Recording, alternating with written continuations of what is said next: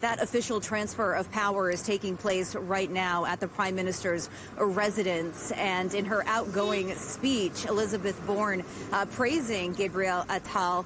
And he's saying that his goal is to take control of France's destiny and unleash its full potential. As you mentioned, at 34 years old, he is the youngest prime minister in French history, something that he addressed as he is speaking, saying that he is going to fight for young people in France. He is somewhat of a political novice. He has held a number of positions, but he's only been in politics for a little over a decade. As you mentioned, he is the now former education and youth minister, but he is a widely popular figure here in France. In fact, a recent Ipsos poll found that he is the most popular politician here in France, well ahead of Elizabeth Borne and also President Emmanuel Macron. But he will be facing many of the same challenges of his predecessor. He will be presiding over a government that does not have an absolute majority in parliament, and he's also going to be staring down some of the political and social aftershocks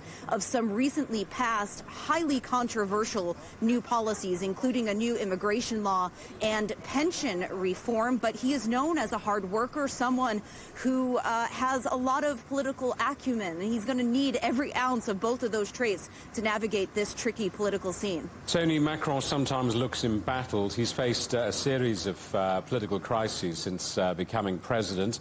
What's his strategy? What's his plan for this political reshuffle?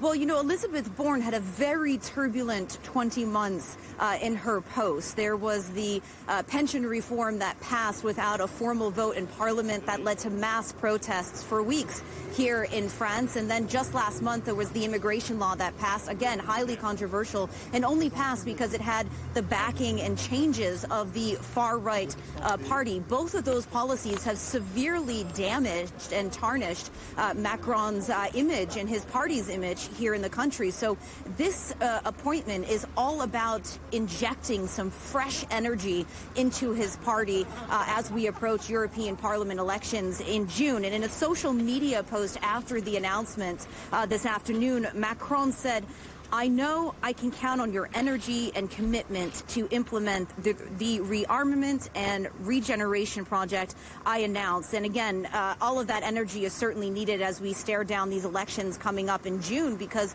Marine Le Pen's far-right party is gaining in the polls, which are showing that they hold up to a 10 percentage point advantage over Macron's party. So this appointment and the reshuffling of other government positions that we are going to see later in the week is all about refocusing energy, bringing in fresh faces to revive Macron's centrist presidency.